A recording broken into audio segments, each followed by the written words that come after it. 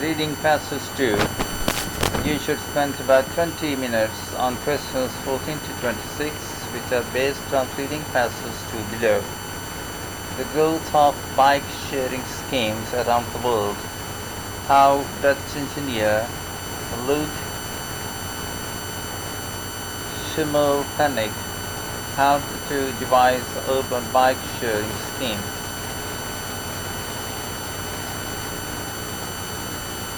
The original idea of an urban bike sharing scheme dates back to a summer's day and in Amsterdam in 1965.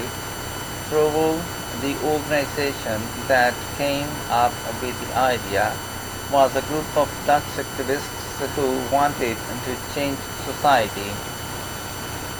They believed the scheme, which was known as the Wheatstone Plan, was an answer to the perceived threats of air pollution and consumerism. In the center of Amsterdam, they painted a small number of used bikes white. They also distributed leaflets describing the dangers of cars and inviting people to use the white bikes. The bikes were then left unlocked at various locations around the city to be used by anyone in need of transport.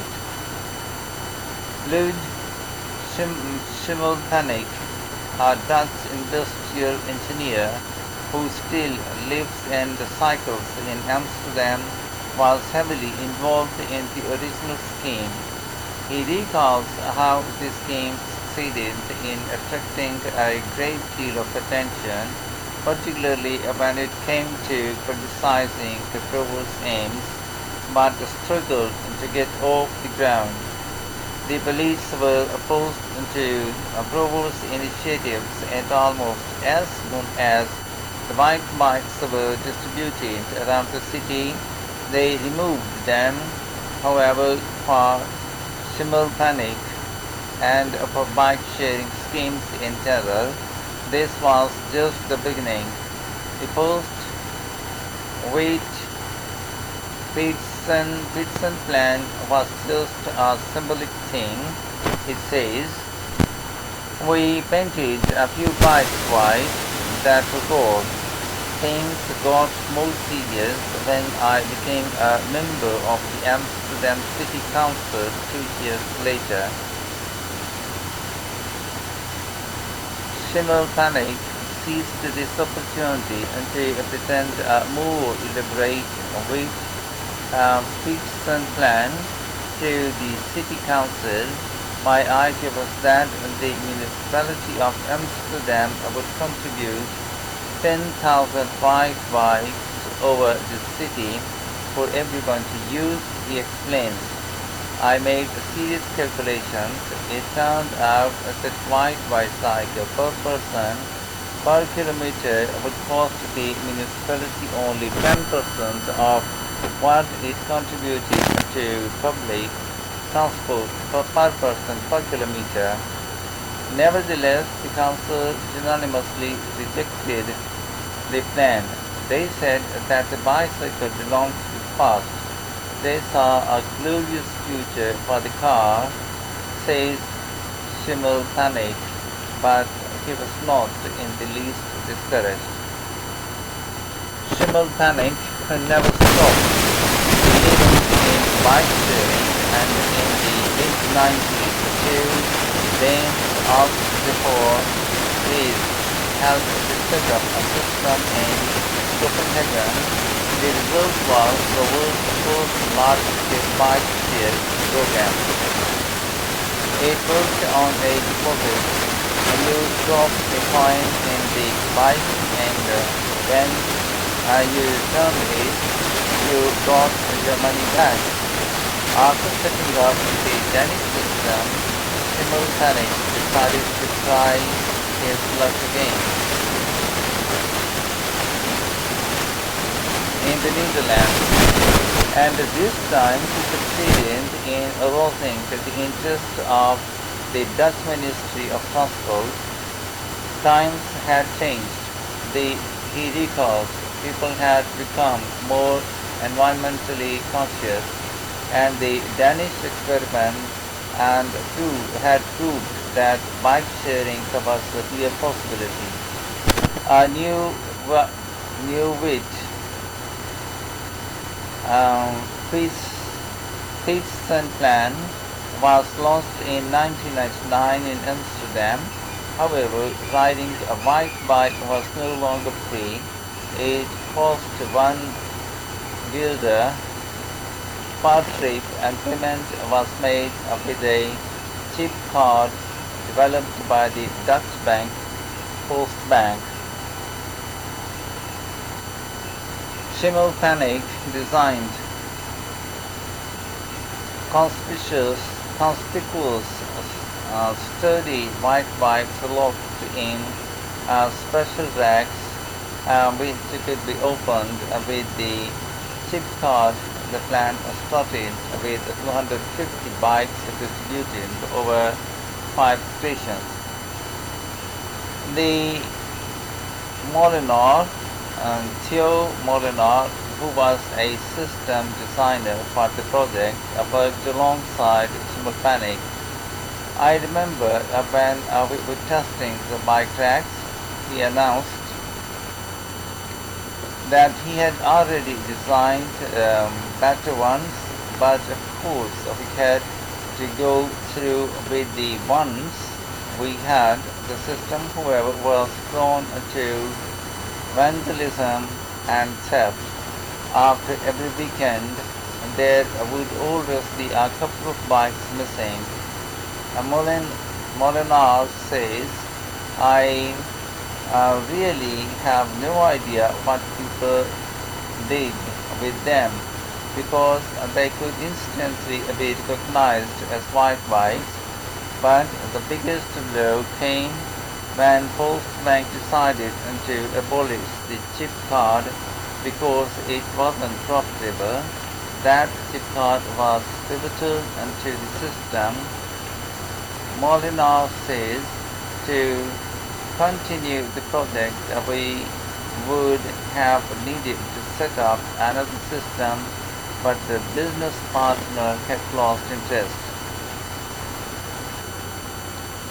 Schimmelpennink was disappointed, but characteristically not for long. In 2002, he got a call from the French advertising corporation J.C. Ducox, who wanted to set up his bike sharing scheme in Vienna. That went really well. After Vienna, they set up a system in Lyon. Then in 2007, Paris followed. That was a decisive moment in the history of bike sharing. The huge and unexpected success of the Parisian bike sharing program, which now boasts more than 20,000 bicycles, inspired cities all over the world to set up their own schemes, all modeled on Schimmelpennink's. It's wonderful that this happened, he says, but financially I didn't really benefit from it because I never filed for a patent. In Amsterdam today, 38% of all trips are made by bike, and along with Copenhagen, it is regarded as one of the two most cycle-friendly capitals in the world, but the city never got another weight Peterson plan. Molinar believes that this may be because everybody in Amsterdam already has a bike. Schimmelpennink, however, cannot see that this changes Amsterdam's need for a bike sharing scheme. People who travel on the underground don't carry their bikes around, but Often they need additional transport to reach their final destination, although he thinks it is strange that a city like Amsterdam does not have a successful bike-sharing scheme. He is optimistic about the future. In the 60s, we did not stand a chance because the people were prepared to give their lives to keep cars in the city, but that mentality has totally changed. Today, everybody longs for cities that are not dominated by cars.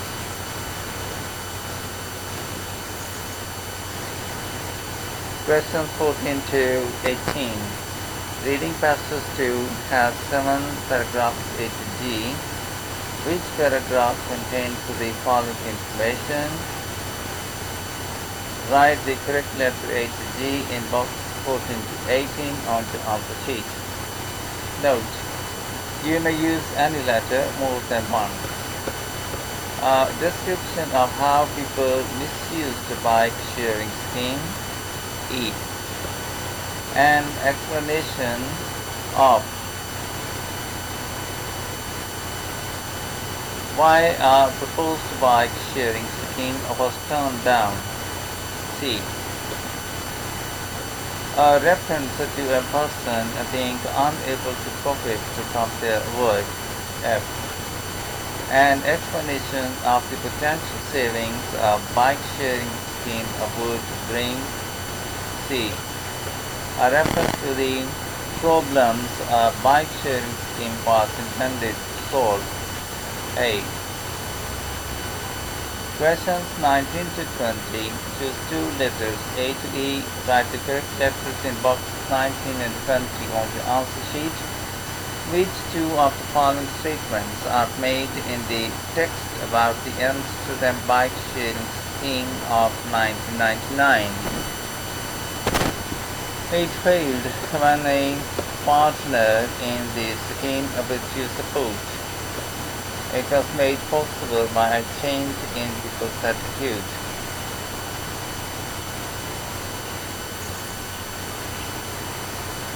Questions 21 to 22. Choose two letters A to E. Write the correct letters in boxes 21 and 22 on the answer sheet. Which two of the following statements are made in the text about Amsterdam today? A bike-sharing scheme would benefit residents who use public transport. The city has a reputation as a place that welcomes city cyclists.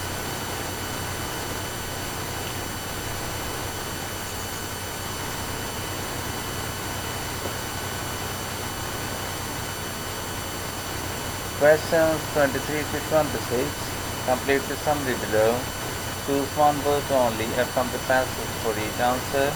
Write your answers in boxes 23 to 26 on the answer sheet. The first urban bike sharing scheme. The first bike sharing scheme was the idea of the Dutch group Provo. The people who belonged to this group were activists. They were concerned about damage to the environment and about consumerism, and believed that the bike sharing scheme would draw attention to these issues as well as painting some bikes white. They handed out leaflets that condemned the use of cars.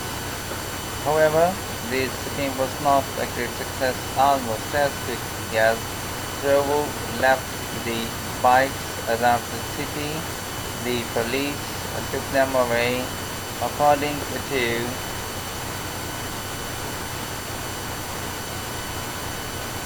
Schimmel planning, the scheme was intended to be symbolic. The idea was not get people thinking about the issue.